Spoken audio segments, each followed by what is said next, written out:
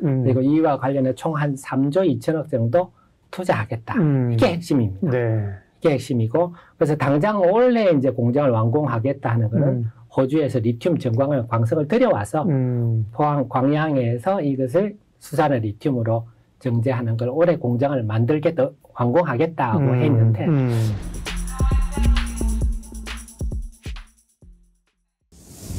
그 수산화 리튬 가공 부분에 대한 얘기를 했고, 이제는 제조, 정제 그쪽이 훨씬 더 이제 소위 이제 메인이다, 그죠? 네. 수익이 높은 쪽이라고 얘기하셨고, 대표적인 기업이 포스코 홀딩스. 네. 그 다음에 지난번에 말씀하셨진 그 하이드로 리튬이잖아요, 네, 그죠? 그렇습니다. 자, 그럼 이제 하나씩 조금 더 디테일하게 좀 들어가 볼게요. 네.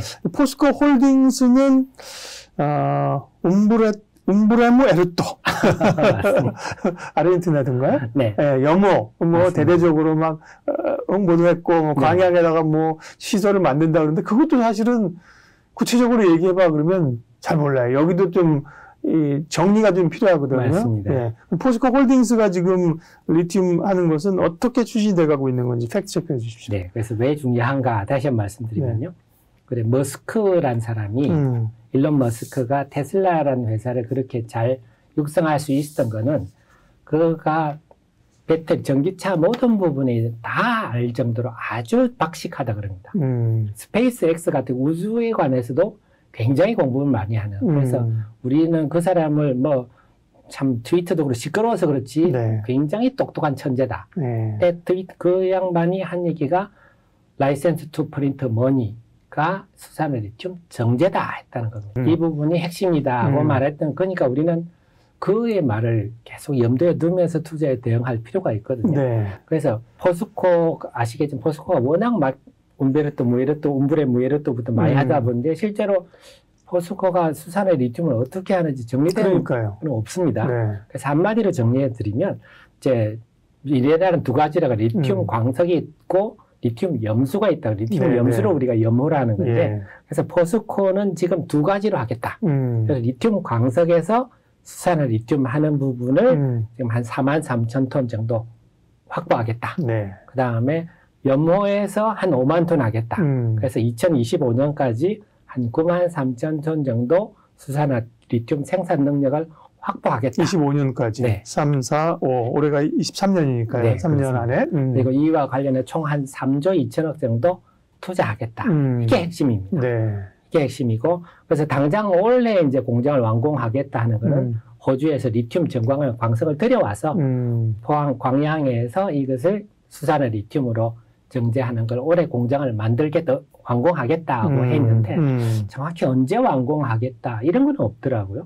그래서 좀 포스코답지 않다 이런 생각은 왜냐하면 이제 아르헨티나 염호 같으면 리튬 1단계 해서 2024년 4월 그다음 2단계 2025년 뭐 2025년 상반기 날을 딱 박았는데 이 리튬 광석에서 추출하는 거 이것은 아직 그냥 2023년이다 하고만 나와 있어서 이 부분은 올해 언제쯤 완공이 될지 어떻게 될지를 전체적으로 본다면 올해 안에 공장을 완공해서 내년 정도부터 가동을 할 수 있지 않겠느냐. 근데 제가 리튬은 지난 시간에도 말씀드렸지만 이 정제 기술이 굉장한 노하우라 그랬잖아요.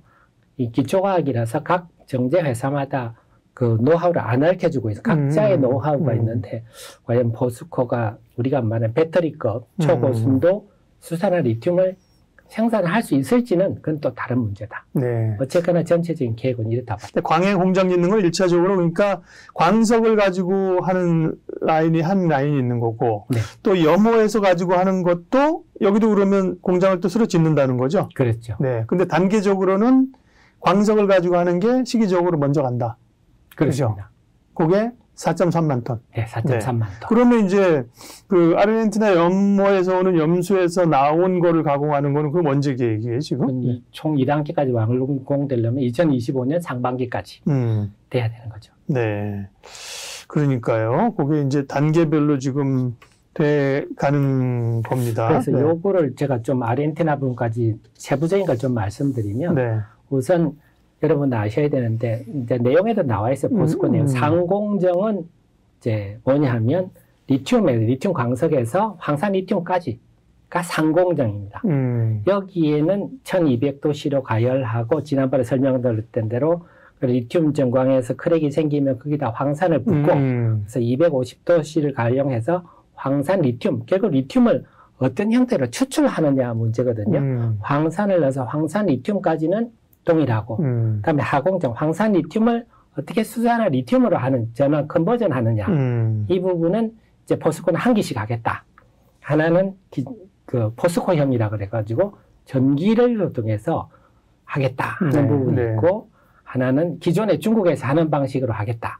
결국 중요한 거는 다 황산 슬러지는 나오는 거거든요. 포스코는 원래 철강 공정에서 나오는 이런 슬러지들을 정제하는 기술이 있기 때문에 하겠다 하는데 어쨌거나 결론적으로 제가 볼 때는 중국 기존에 하던 방식대로 하겠다 하는 거고 우물에 무예로또 있는 염호 같은 경우는 이거는 조금 제가 볼 때는 저도 좀 공부를 더 해야 되겠습니다만 일단은 우물에또 무예로또 주변에 그 인산 리튬 제가 말씀드렸듯이 염호에서 추출해서 거기다 인을 넣어서 인산 리튬 그러니까 리튬을 제가 어떤 형태로 추출하느냐 문제라 그랬잖아요. 황산을 넣어서 황산 리튬으로 추출하든지 인을 넣어서 인산 리튬을 추출하는 건데 염호 주변에 인산 리튬을 추출하는 공장을 일단 짓겠다. 지어서 거기에서 탱커로리로 움직여가지고 아르헨티나 해안가 공장 가서 수산화 리튬 만들겠다 하는 게 1단계가 하나가 있고 두 번째는 또 움브르트 무이르트 주변에 또 인산 리튬 공장을 짓고 그래서 아르헨티나에서 탄산 리튬을 형태로 만들어서 국내 광양에서 탄산 리튬을 수산화 리튬으로 컨버전하는 공장을 만들겠다.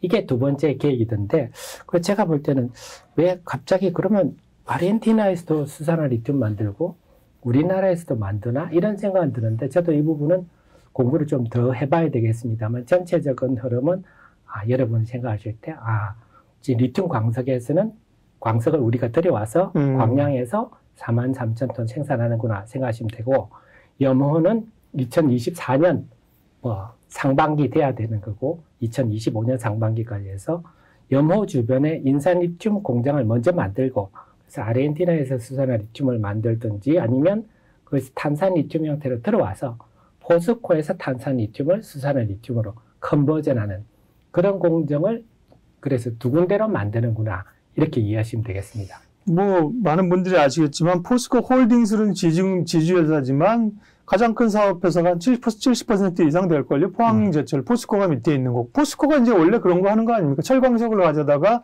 그거를 가열하고 가공해가지고 분수물을 빼고 철을 만들어내는 거잖아요. 그런 식으로 어떻게 보면 이제 리튬 원석이나 염소를 가져와서 자기들이 이제 잘하는 방식으로 하겠다는 거죠. 그죠? 그런데 대표님 생각은 어쨌든 그게 뭔가 새로운 혁신이나 단계들을 건너뛰는 게 아니라 기존의 방식대로 하면서 시간도 걸리고 그에 따른 불순물이나 이런 과정들이 좀 시간과 함께 과정이나 거쳐야 할 것들이 꽤 있다. 그죠?